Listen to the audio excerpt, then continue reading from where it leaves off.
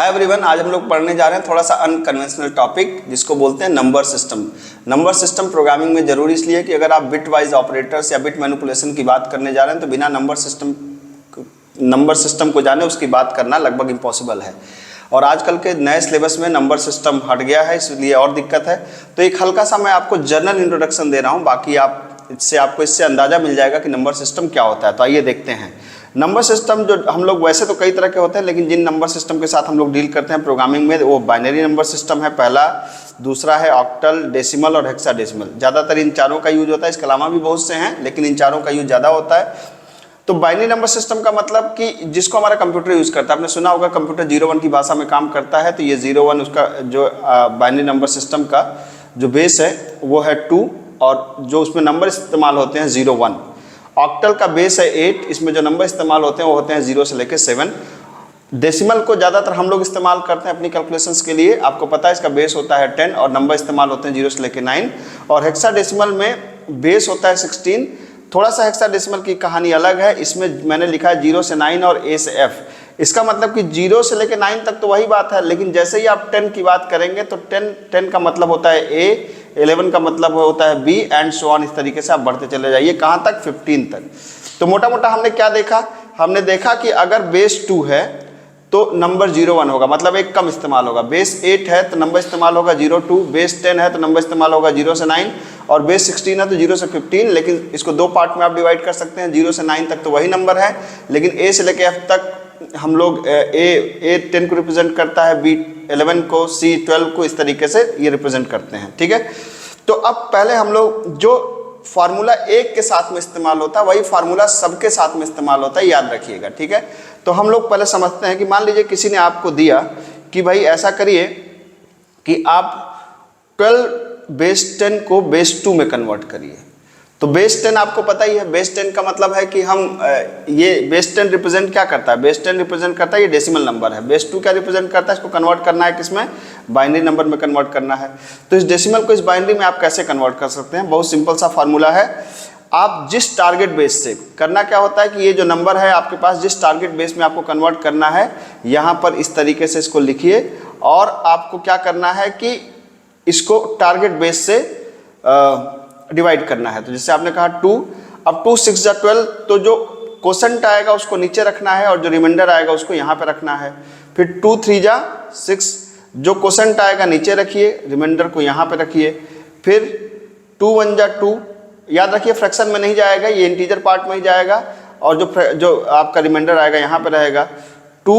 अब इधर छोटा है तो 0 बार जाएगा, 1 बच जाएगा।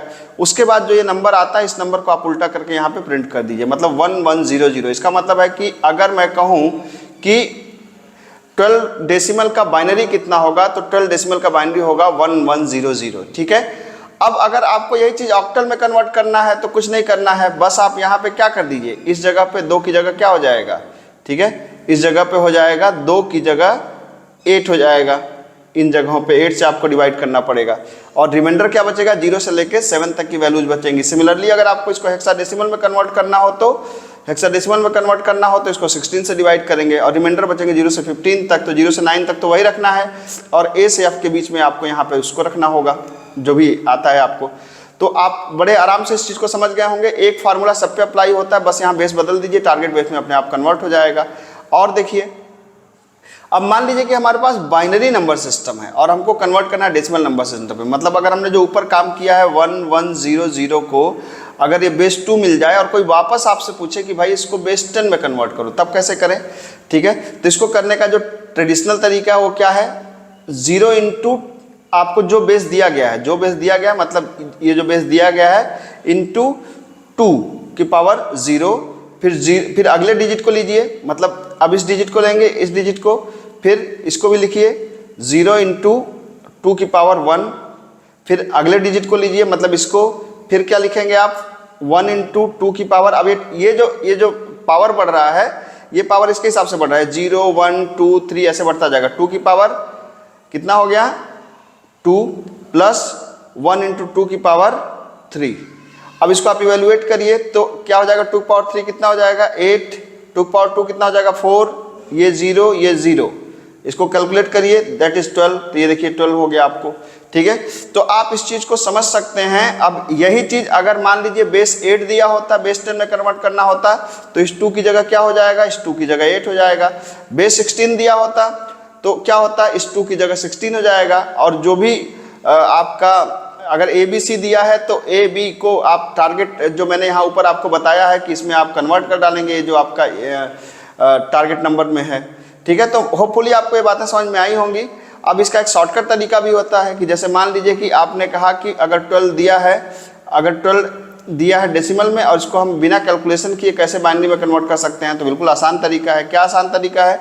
इसका आसान तरीका ये है कि आप एक सीरीज याद रखिए 1 2 4 8 16 32, मतलब ये सीरीज किसकी है, ये सीरीज है 2 की पावर 0 2 की पावर 1 2 की पावर 2 2 की पावर 3 2 की पावर 4 एंड सो ऑन, ठीक है। तो आप इसी तरीके से सीरीज को इसको आप बढ़ाते रहिए, ये जितना बड़ा नंबर हो उतना बड़ा ले जाइए आप इसको। उसके बाद आप क्या करना है, देखिए अब जैसे मान लीजिए हमें 12 बनाना है, तो 12 में सबसे बड़ा नंबर क्या आ सकता है, सबसे बड़ा नंबर आ सकता है 8। अब 12 में से 8 घटा दीजिए, बचा कितना, 4। अब अगला नंबर कौन सा ऐड कर सकते हैं, 4। तो इसका मतलब 8 एंड 4 मिलके 12 बना देंगे। तो जो जो मिलके बना देंगे उसके नीचे आप क्या रख दीजिए 1 1, बाकी के नीचे क्या रख दीजिए 0। मतलब ये बन गया क्या 1 1 0 0, ये बन गया हमारा डेसिमल का बाइनरी इक्विवेलेंट। तो ये शॉर्टकट तरीके से आप बना सकते हैं किसी भी नंबर को, ठीक है।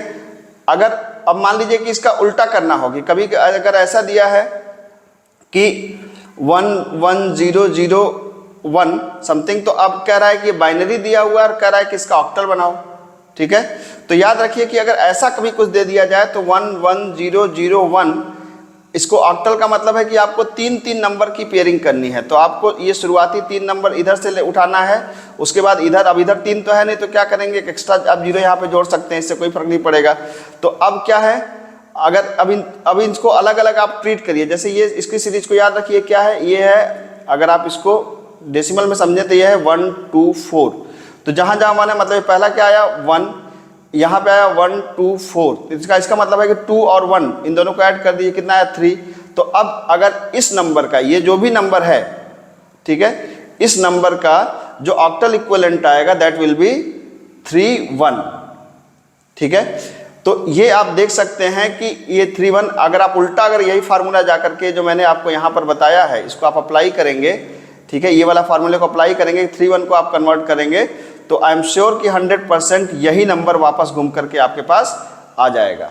तो होपफुली मैंने आपको समझा दिया कि ये binary to decimal, decimal to binary कैसे होता है, इसका शॉर्टकट कैसे होता है।